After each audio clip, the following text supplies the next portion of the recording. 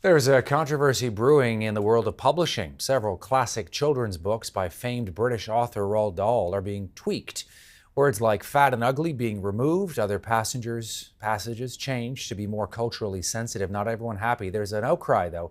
Some call it censorship or political correctness run amok. Dahl himself died back in 1990, but his books like Charlie and the Chocolate Factory continue to be huge sellers. Let's bring in Michael Ullyot. He's an associate professor of English at the University of Calgary. He's currently writing a book about Roald Dahl. Thank you for taking a bit of time for us today, Michael. We appreciate it. Happy to do it. Your reaction when you heard about these changes to some of Dahl's books?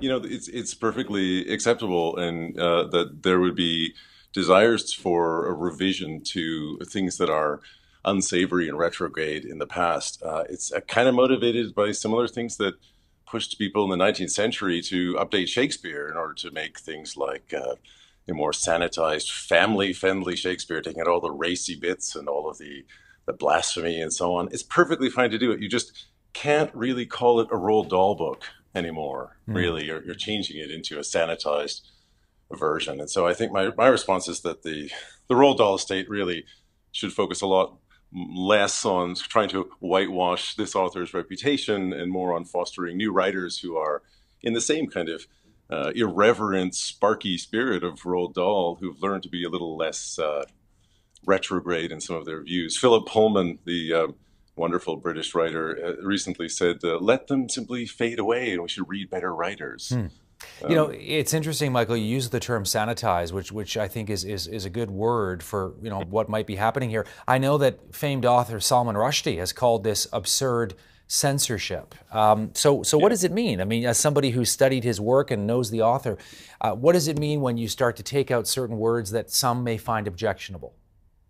Well, and Rushdie went on to say he's hardly a saint. I mean, Dahl, my view is that we need to see Dahl in more of a, what I like to call a warts and Dahl. We need to see, he's certainly not a saint, and yet he is also a force for good in some ways, turning children into readers, into critical thinkers, and yet a product of his times. I mean, the man had some terrible, unthinking prejudices, incipient misogyny, casual racism, and yet also marvelous language, inspiring characters, and sort of all manner of positive features in him. He was very interested in slaughtering sacred cows. You've got Matilda turning into a reader despite terrible parents. Fantastic Mr. Fox, who's the Robin Hood of the animal kingdom. You've got Danny the Champion of the World, my personal favorite, and then BFG triumphing over evil. I think we can love these books and not love the man. I think Dahl also thought that we should trust readers, trust children rather than insulating them.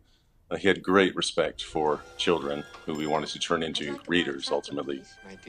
Yeah, James and the Giant Peach is one that I remember reading. All of the Charlie and the Chocolate Factory, Great Gas Elevator, and on it goes. I'm wondering as well, when you start to take out certain things from a classic book, where do you stop? I guess that's another question. Yeah, where do you stop? I mean, well, certainly, some of these changes are as I say, Dahl is not a sacred text. It's perfectly okay to change his words, but you just can't really call it a Dahl book. It is perfectly, I think, right to take away some of the. I mean, some of his original editors really pushed back about Dahl's original incipient racism with the Oompa Loompas, for example. The change now to make them gender neutral, calling them small people, for example, to take away some of the sizeism and the racism and the misogyny. Well, where do you stop? I mean, it's just changing it. It's creating a new text, as I say, which is okay. This is how things do get changed.